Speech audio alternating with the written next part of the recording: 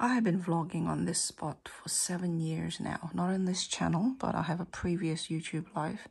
And we are counting the last few days. There are often times when I wish I tilt the camera upward a little bit. At the moment, it's in an absolute mess because we're mid-move. Anyway, I'll do a separate video on that. But for now, just really quickly, my wonderful husband finally managed to find my Hobonichi from our storage space. So this pen and this cover, I didn't match it up, but I thought it looks pretty sweet together. It just happened to be on top of the box. I managed to find the July-December section. So as it turned out, the months that's empty here are the months that I would not have been able to focus on our beautiful lady. But anyway, because I was focusing on my mom. So that's the first half, second half of the year. This pen looked pretty cute with this. I was just sitting on top of the box, the easiest to find. What I've discovered with Hobonichi covers is that although I really love the design, but what I rely the most about them is actually the pen loops, which aesthetically isn't really my taste. When I first saw them, I thought they looked pretty silly. But having a pen sitting next to each cover, which seal the book and the two bookmarks, I've relied on that a lot. So that's you've seen that on my update, you've seen that on my update. What you haven't seen is my 5-year journal, which I did say has limited success at the moment, but the beauty of a 5-year journal is that you still have a few more years to prove whether this has been useful or not, so we'll see. And I am just tanning this at the moment, so I'll leave it there.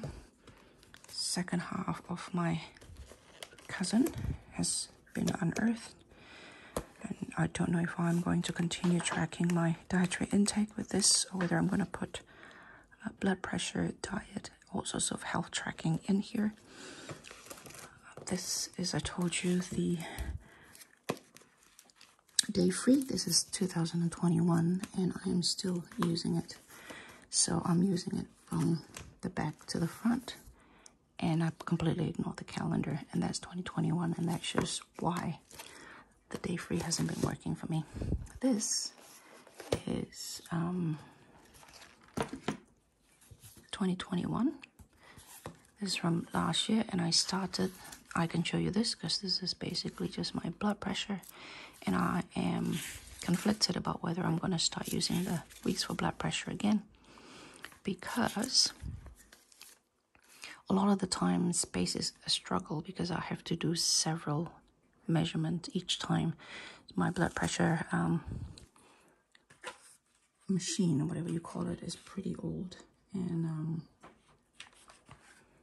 it means I have to do several measurements every time instead of just one measurement in the morning, one measurement at night. And this whole page is basically a testimony of how it's never too late to start something. I've started this in September 2021. That's where I started. I noted an argument because that's event related to the heightened blood pressure. So the red is the heightened overly high tension. I started there in September, and I basically stopped around there in November. So it's literally a month. Is it worth getting a book for however much they're charging you? It depends on why you purchase a book.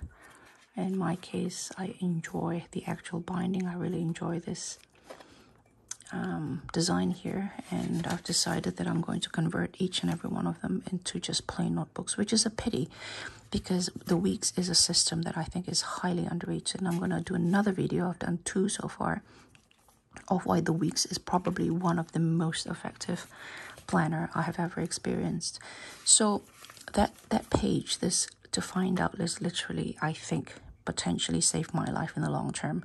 I've found out, and I've said in another vlog, that I have missed one medicine. One medicine has not been prescribed to me for 2 years. And so my blood pressure was constantly high. and it was not very good, because that means it affects my kidney, and of course the performance of my kidney have become quite affected by it.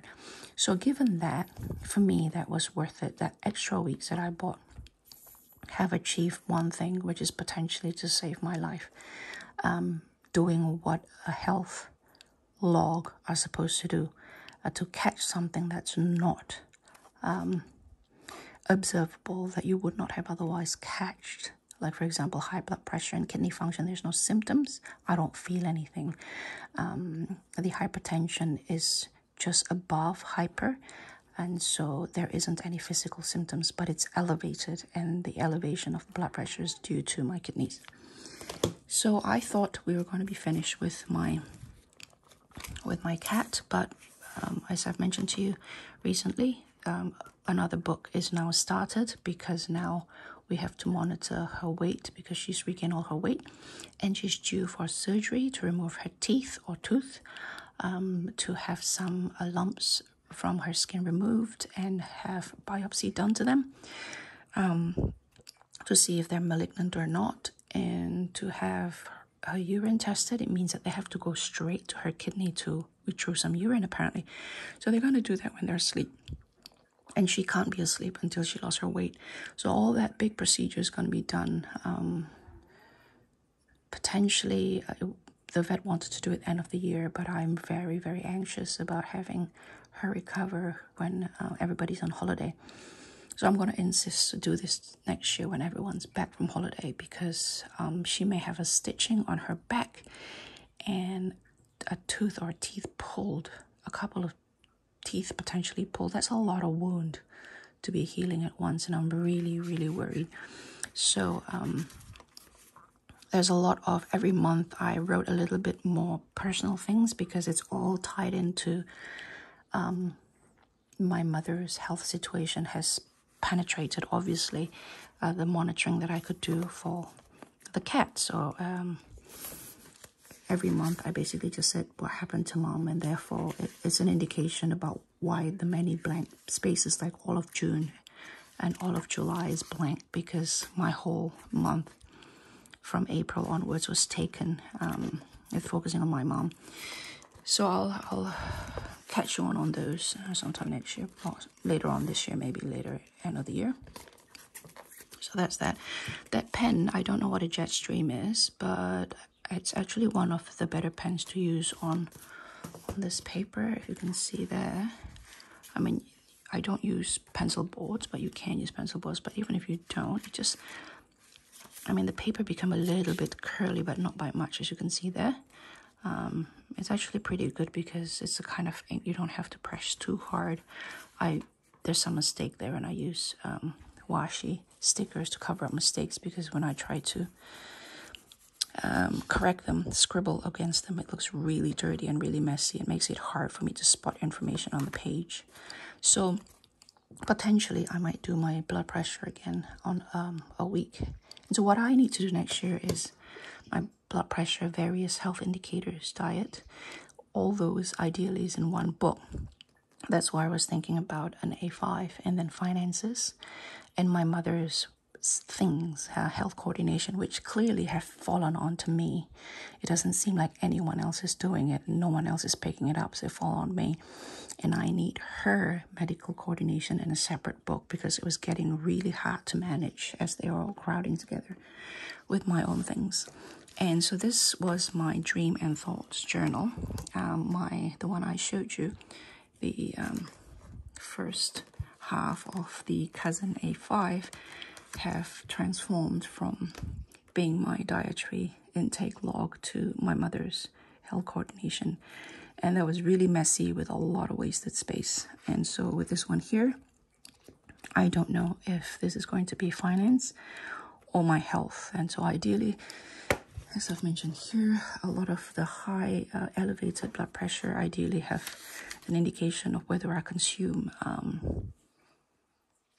coffee, for example, or whether there's a tension, there's an event happening around me, whether I forgot to take my medication. All those things contributed to the elevation of blood pressure, forget my medication, attention or stress in the day, or whether I drink too much coffee. That's just to name a few. And so already there's an interaction between events and diet into my blood pressure, medication. And so I was thinking, wouldn't it be more sensible to have all of them here? So the one thing that I forgot to mention in terms of not only the structuring of the Hobonichi, but also the weight and the bulk. We talk a lot about it being carried around, as it being friendly to be carried around. But inside the house, I found this one here stays put on this table and it doesn't move. And that means that when I'm in the bedroom, this one is in the kitchen, I am more likely not going back to the kitchen, grabbing this book and then measure my blood pressure.